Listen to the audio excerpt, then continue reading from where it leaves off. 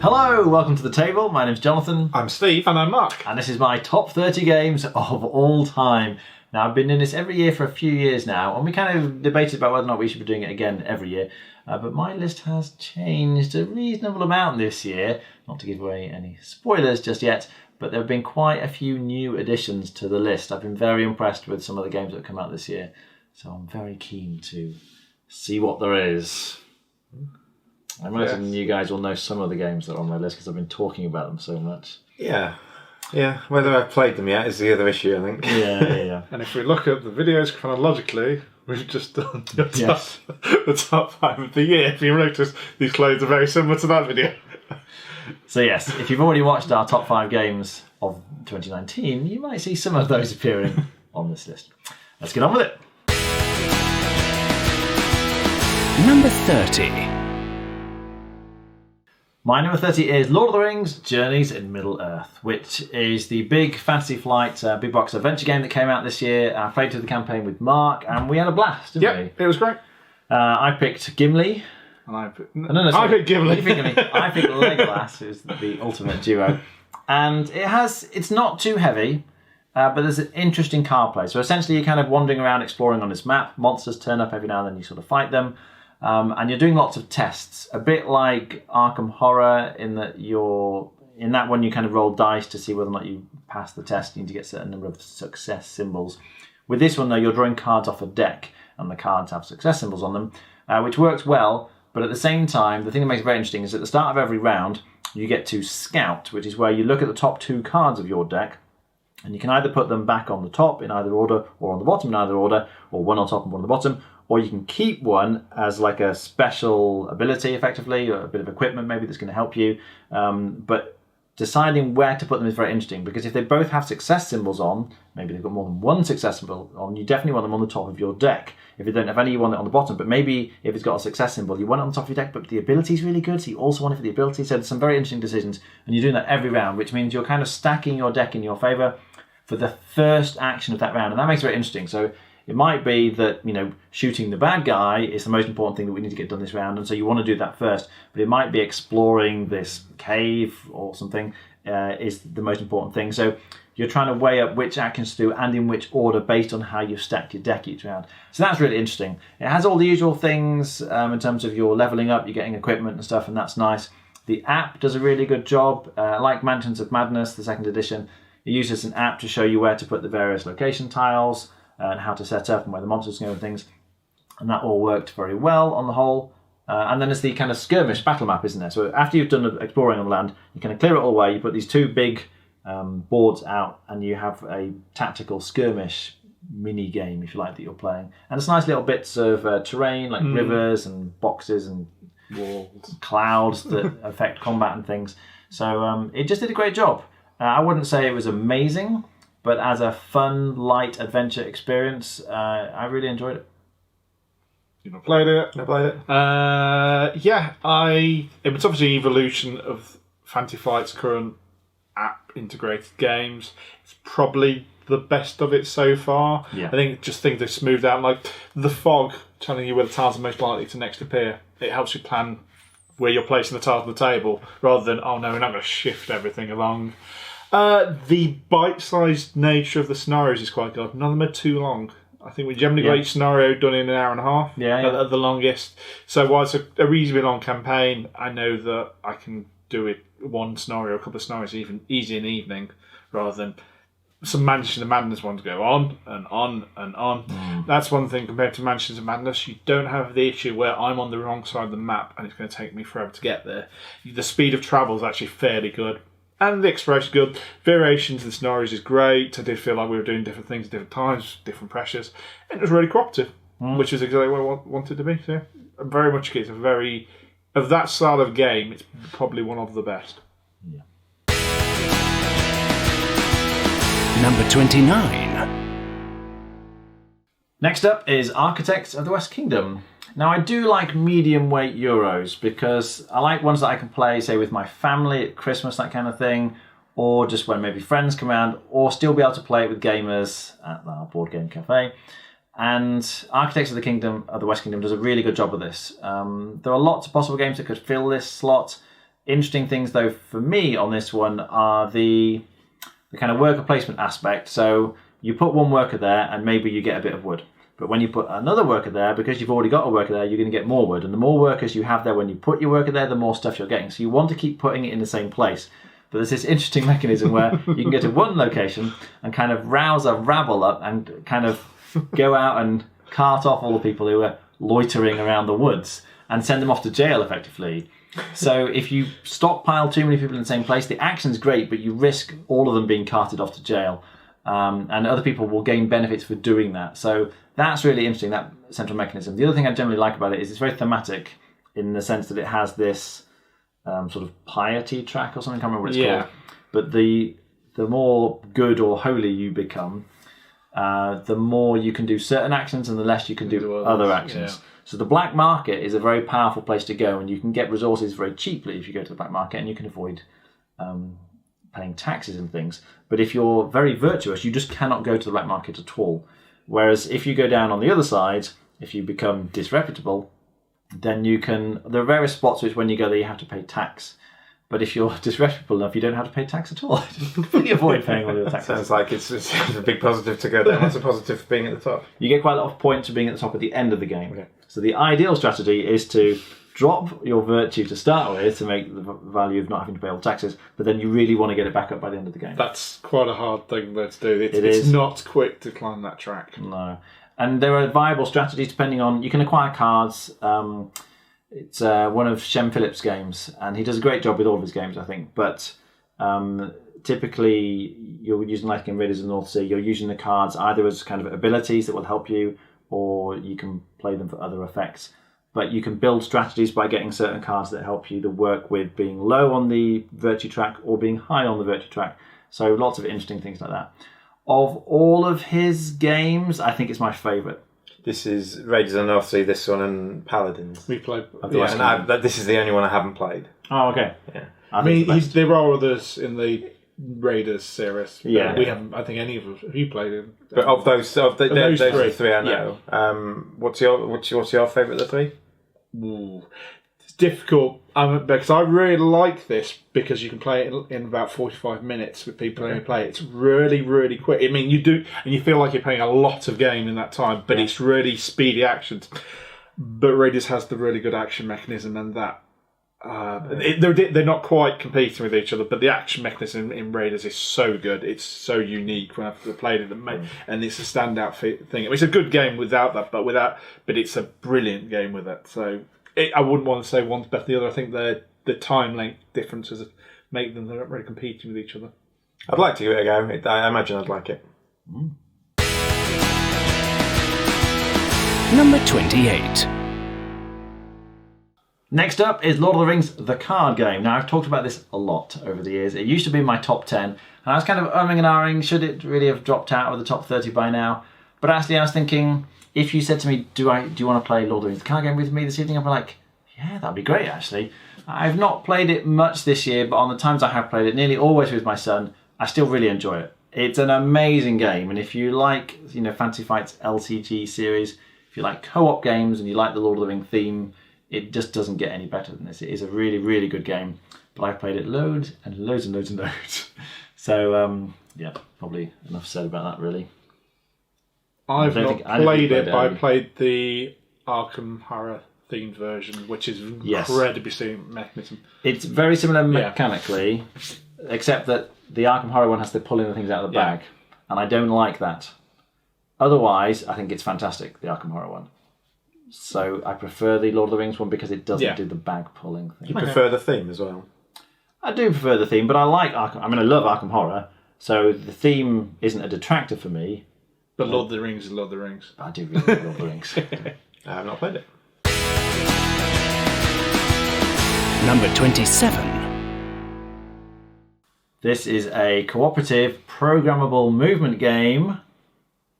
Captain Sona? Not Rickshaw. It's the one that's It's Mechs versus Minions. And I've sort of again thought maybe this should be dropping off the list really, because I've played through the campaign, and once you've played through it, you've kind of done it. You can replay certain scenarios, which I have done over the past couple of years. And But I just desperately want them to bring out an expansion. If they brought out an expansion, even if it was just like a booklet and a few extra pieces, like card pieces to add, and it's like, here's a fresh set of missions. I'd be like, yeah, let's do it. You think holding on to it with the hope that they'll do something, but they just don't seem to be doing anything. Having said that, I have booked to play this with a group of friends over New Year. So it's not like it's not getting played. I do still play it every now and then. It's just such a good game. And if I could it's one of those, if you could wipe your memory of the entire experience and go through the experience again, this is one I would definitely want to do that with, because it was just such an enjoyable experience the first time through. I loved it, but there's not too many things that I've done this before. Like you know roughly what to do, and it's just the way the bad guys move and the abilities you get would make every version of that mission different, wouldn't it? Yes, because you're like drawing cards and drafting from a set of cards which you add to your command line, if you like, and you execute the various movements or the shooting or whatever it is.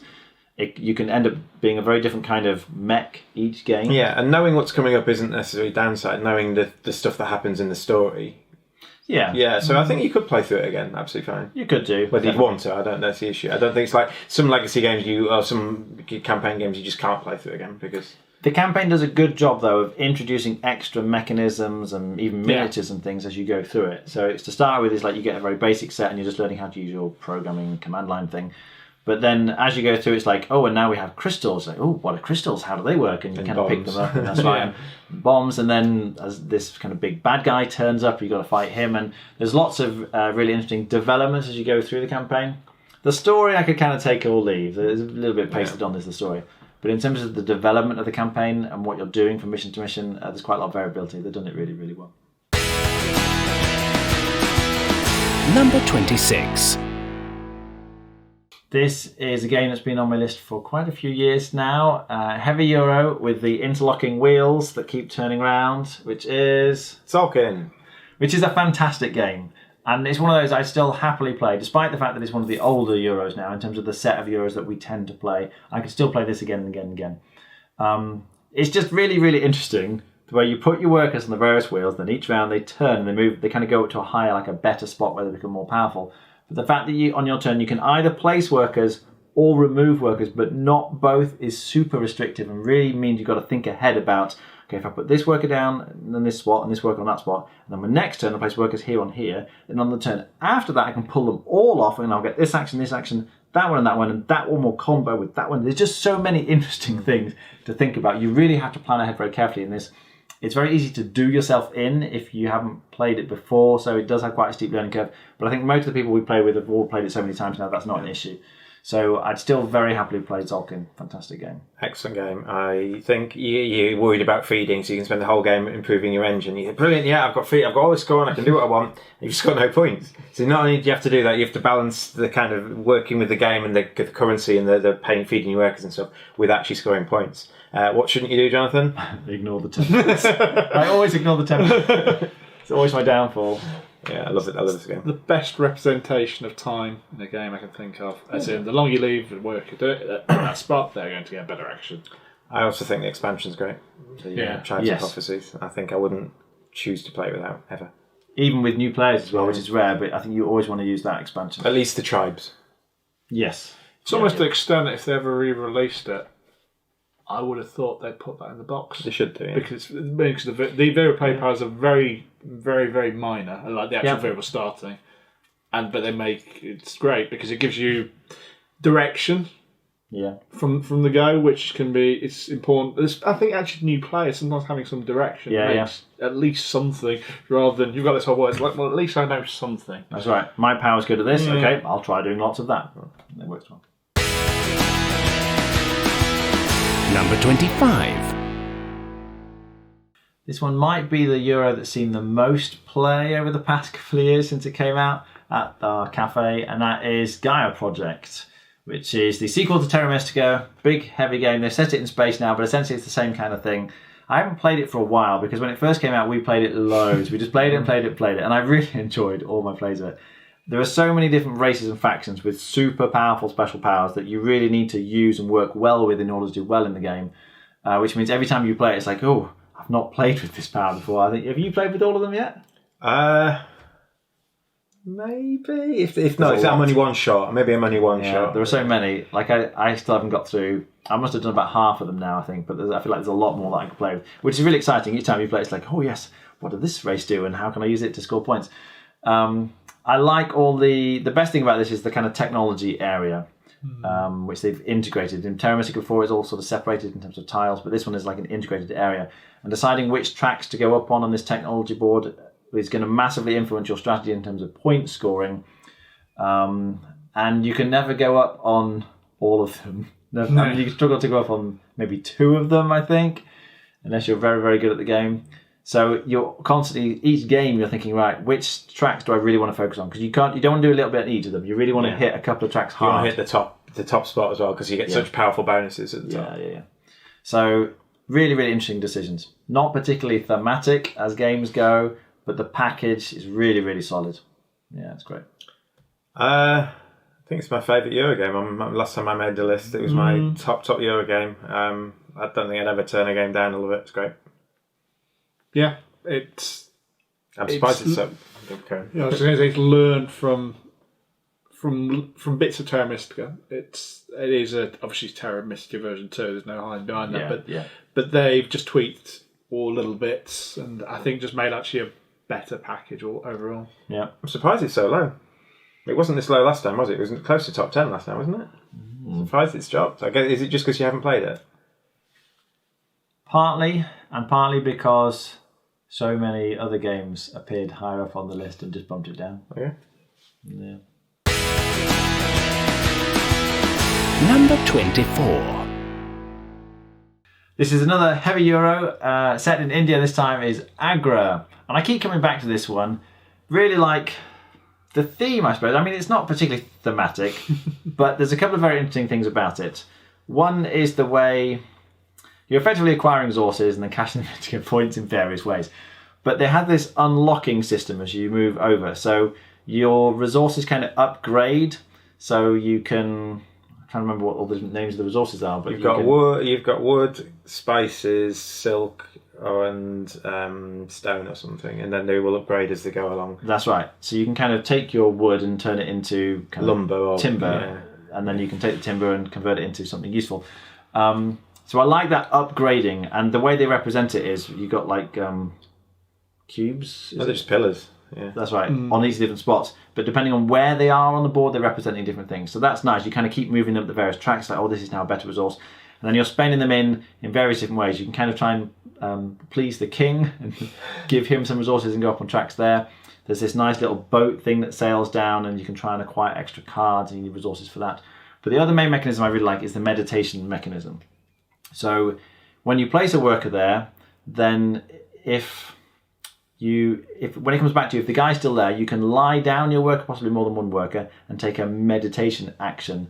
And it has this funny little wheel thing where one of the spots is covered, and you can't use the spot that's covered. But after you take an action, the covering thing moves, doesn't it? After the end, it's like 5 spots, 4 can be covered, and whichever action you take last gets covered for the next person. Yeah. So and some of those meditation actions are really good, and you really want to keep using the same one over and over, which you can't. So it means that you're kind of waiting for someone else to use it before you can use it. But then if someone else goes to a spot where you are, they bump your worker back to you, which is good because you kind of get compensated. If you haven't meditated, you get some favour. Yeah. But then that means you can't meditate with them. So it's like, sometimes you want the favour, so you want people to bump your workers back, and you're thinking, if I go here, then he's likely to go here, so I'll get my worker back. But then sometimes you're like, I want to be able to meditate, so I want to put them where people aren't necessarily going to go. But it's very hard to judge that, particularly in like a 4-player game with so many people. So lots of interesting things going on. I think the artwork is gorgeous. Really enjoyed playing this one. It's gorgeous but messy. Like, it's hard to follow the tracks, I think, if you Somewhere haven't played there's before. That's an issue, alternate definitely. side of the board, isn't there? With is it slightly? I think there is, but clever. I don't like that. I didn't like it. I love this game. I think it's great. I think it's very thinky. It is a long teach. It's not a slow game. It's a long game. You sometimes, and it's one of these games. And every time I think of this as a flaw in a game, I always think of Agra, of a game where I've just done a turn where I've meditated and done this and moved that and used this bonus action to take another go and this and that. And Jonathan's turn, he goes and make some wood. Mark, you'll go. And it's the biggest example of that sort of game. Like, it's turn envy. I don't think I've ever seen that phrase codes before. But you see someone doing an awesome turn, and you get to the awesome. Well, that was amazing. He got so much done then. My turn. Get some wood. That's it. But then hopefully in the few turns when you've got your wood to that to point, build up to build it, that, yeah. you get these long turns. Oh, it's good. I like it. I'm surprised you actually like it more than Gaia Project. Yes. Well, I wouldn't. I don't think it's a bad game, but I've played at least 3 times now. It's just not left any impression on me. Okay. I know it's a solid game, but there's nothing that makes me go, "Oh, I want to play that over other Euros." If that's it. And I certainly don't like it more than Gaia Project. Number 23. Now, this was also one higher than Agra last year, also set in India. This is Rajas of the Ganges. And I know you guys aren't as keen as I am, but I really enjoy this one. The interesting thing about it, everyone says, is the victory point track, coin track, which go in opposite directions around the board. And the game ends when somebody gets their markers on each track to cross over. So you can get lots of points, or lots of coins, or some of both. But you're trying to trigger the end of the game, and who's crossed over the most at the end is the winner, which is I've never seen in any other game. It's very, very nice. But on top of that, I really like the rest of the game that comes with it. There's a nice little spatial thing on your player board where you're building markets and buildings and things. The markets kind of get your money and the buildings get your points, but you're trying to connect them in various ways down a path. So there's a kind of almost Carcassonne style tile building thing, albeit a bit slower, which is nice. But then the main board is a worker placement game, so I really enjoy worker placement. And there's just lots of interesting choices in terms of comboing actions. I really like the river thing. You know, you can go on the thing and move your boat a bunch of times down the river. And with certain actions, you can like get a bonus and go really far down the river. But again, it's one of these where you can never go back. So you're kind of racing to certain spots. Because if you're on a spot, no one else can go on that spot. They jump over you. That's right, they'll hop over you. And then they've missed their chance of getting that. So you kind of want to get there before someone else does. And when you get so far down the river, you get to unlock an extra worker, which is always very satisfying, and then you get some really great spaces at the end of the river. So I love going down the river. Lots to do, but for me, it's a really solid package. Yeah, I'm just not a fan. I like the end game condition. I think it was. I felt like the strategies weren't balanced. I don't think you could do what you wanted. I think the market strategy was stronger than anything else. Especially if you're the only one doing it, you're going to win. That's the thing. You need to take account of what other people are doing. I think. So I did like this, but I agree with Steve. The crossing those tracks is the main thing I remember from it. It needs dice placement. I think I only played it once. And I think I would. This is purely. I've no idea what his list is, but I would play Marco Polo every day of the week. I want to play a dice placement game. No, it's a worker placement game with you can get dice and then you roll the dice. You've got like the Hindu gish. But you're using the dice on the actions. But sometimes high dice are good for the buying of the tiles that go on your board, and the low dice are good for moving on the boat's track and the other bits as well. But I'm not a big fan. It wouldn't make a top list of mine, I don't think. Number 22. Right, this spot is the Exit series. I'm not going to pick any one of them out individually, but we love in general playing the escape room games, and the Exit games are definitely one of the strongest in that category, and we love playing them. These have dropped down a little bit for me since last year, and I think that's mainly because I don't think I can remember individually any one of the Exit games. They've all just merged into kind of mush in my head. Give me a new Exit game, I'm like, yeah, let's play it. I really enjoy it. But they just don't stick around in my mind. So the puzzles are often very clever, very innovative, particularly because this is the one which you can destroy. So it's like cutting and folding, sticking, all the rest of it. And so they've worked really hard at making the most of that and making it interesting. They're often not very thematic. The theme is generally very pasted on. But they have worked that a little bit recently, haven't they? Yeah, I can think of two that stand out. Like you said, I'm struggling. I can't remember which game had which puzzles in, and what the difference between the haunted house and the sinister mansion or whatever it might be. But the Orient Express one, felt different, felt unique, different. I can remember that, and I think the Mysterious Museum, the one where you're going in Orson Welles' time machine. Ah, yes. So I think those two, the only two that are like unique, and there's those two, and then there's the other 10. I kind of feel like I remember odd puzzles from one rather than the whole thing, such as there's specifically one in the Pharaoh's Tomb that I think was genius, and that's probably the why I still remember that most fondly. And it is more so that as like I think I'm trying to there's the odd puzzle here and there. You go, that was really well done. But yeah, most of them are a bit. They are what they are. There's just some way of giving me different puzzles. I mean, it's not, from my point of view, it's not negative. No. I think it's more Jonathan likes his theme, and I don't mind. I like the puzzles. And initially, when you're comparing Exit and Lock, I think, especially at the start, Exit just had better puzzles. Yeah. So if you want puzzles in your escape, I think they're much closer now on theme. Well, at least Unlock's puzzles are getting better, and Exit's theme's getting better. Yes. So they're both realising what they're not as good at the other one and improving it. But I think if you want puzzles, still Exit might be a thing if you want theme and lock. Yeah, I think that is a fair assessment. Number 21.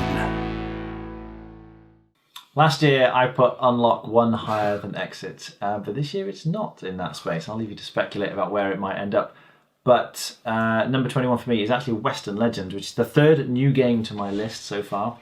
And this is the sort of sandbox adventure cowboy game where you take a cowboy or cowgirl and you run around in the West, the Wild Wild West, and you just have an adventure. I mean, effectively you're trying to score points, but really that doesn't matter to me at all. You can decide to become a bad guy, an outlaw. You can rob the bank, which is a great way of getting money, and go around shooting people. Or you could become a good guy, like help the sheriff, so you can kind of try and arrest the outlaws. You can just try and earn an honest living. You can sort of carry cattle from the farms, the ranches, to the station, the train station, where they can go off and be sold at market. Or you can go mining for gold. So there's a few things like that. You can go gambling if you want to go gambling and spend all your hard-earned cash in the saloon on the dancing girls. So there's loads to do. Very thematic. Mechanically, it's okay. It's not particularly great in that sense, but it doesn't bother me because I just have a blast every time I play it. If you want a light sandbox adventure game, it does a really, really good job. The theme is super strong on this one. So I imagine when I played this, I compared it to Xia Legends of a Drift System, in that you can kind of just do what you want. And it's nice that you can deviate along the two tracks to being good or bad. In the game we played, though, everyone went good. Because once 3 people go good, the 4th person like, well, if I go bad, they're going to spend the whole game trying to take me down. So I kind of had to go good. And the biggest strength of this is, like, what would you like to do? Like, it makes so much sense that you can go here and, you know, pick the cattle up, and then you drop them off there, and then you could go to the bank, and everything you do. And I could probably, having not read the rules at all, you could probably open this out to me, and I could probably teach the vast majority of it just based on common sense alone. Yeah. Once you've got the kind of mechanics and how you can move and how many actions you've got and stuff like that, you know, this is where you go, and then that's what you do, and it's all very straightforward and very easy. It has a poker hand card management system. Yeah, that's nice. So you can play poker against anyone who's in the town with you and the dealer and stuff, and the mouse gets money. I mean, you're just trying to kind of acquire stuff, get money, get points. But yeah, it's just not my sort of game. Yeah, it's certainly the easiest one, I think, to pick up and play of that style of game, which I think is its biggest strength. Yeah. I think my biggest issue with it, I find it fine. I think I enjoyed it. I didn't love it, and I thought I'd really like that sort of game. I think the trying to win got in the way of actually having fun. Possibly. I think it's a game where I'm better just doing what, as you say, just go. I'm gonna go and just do some cattle and then get some. Yeah. And if there was no points track, I'd be much happier because I wouldn't be going looking occasionally. I'm not scoring any points doing this. I wonder if you had missions instead of just this got you points and that got you points and that got you points. If you had missions, and you kind of do, don't you? But they're open, aren't they? Yes, Yeah. there are. And if you had some secret missions or something, like a game ending mission. But you sat there and had fun. And how did you do? Oh, I tend to always do badly at this. And that's my issue, that because if you start looking at the points track, I think you stop having as much fun. Yeah, I think you're right there, Mark. Yeah, I think you're right. I remember playing this with my parents, of all people, and my dad loved it. He loves watching the old westerns. And I did very badly as always. And so he was particularly happy because not only did he get to sort of live out his Western dream, but he managed to win the game as well. So he was super satisfied at the end of it. So there we go. That is 30 down to 21, the bottom 10 for my top 30 games of all time. So a couple of new entries in on that one. Any particular surprises on that list? No surprises for the entries. I'm just surprised how low down Gaia Project is. I think, Yes. given how much you like it when you play it. Yeah, that is true. Yeah, I think it's more seeing the shift of things get pushed off, because I'm trying to think back, but if I have a little bit of time, I think, well, that's which now probably knocks off, and there's a few games there that I'd be more surprised what's disappeared than. Was Mage Knight in your last year? It was last year's. Was it number 30 last year? It was 20 to 30. I think it's gone up. And I think that's probably isn't in the list anymore, because Possibly the not. time it's had its way with Mage Knight, and there are other better options. When I first met Jonathan, it was his number one game. This is about 5 or 6 years ago or something. Yeah, definitely. And it's not even the top 30 now. No, I had the same thing as I at one point that would have been really high for me, but it didn't make my last one. And games like Tzolk'in have been around longer than Mage Knight's gone from That's number one, true. surpassed it. So Still hanging on. So games have surpassed it. Yeah. Games that Mage Knight was once outranking. Yes, I think that's probably the bigger thing. And a big issue there, though, is that I've played Mage Knight way more than Tzolk'in. And to a certain extent, particularly with those kind of adventure games, there's a limit to how many times you can play them. So for the first few times you play them, they can be amazing. And Mage Knight is still an amazing game. But yes, it is not on my list anymore. And because quite a few new games have appeared on my list this year, some of them have naturally dropped off the bottom. But yeah, there we go. Do tune in next week for, it'll be 20 To 11. to 11. Yes, there we go. My math's right. The middle 10. Do let me know in the comments below what you thought. Any choices you particularly like, you enjoy playing. As always, please like and subscribe. Click the various buttons. Bell and the thumb and everything. Yeah, that helps us a great deal. And it's free to do. Yes. Thank you very much for watching. I'm Jonathan, And Steve. And I'm Mark. and we'll see you next time. You've, Bye.